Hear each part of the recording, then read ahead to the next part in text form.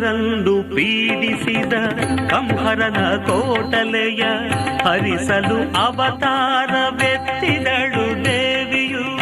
ಸುರರನ್ನು ಪೀಡಿಸಿದ ಕಂಹರನ ಕೋಟಲೆಯ ಹರಿಸಲು ಅವತಾರವೆತ್ತಿದಳು ದೇವಿಯು.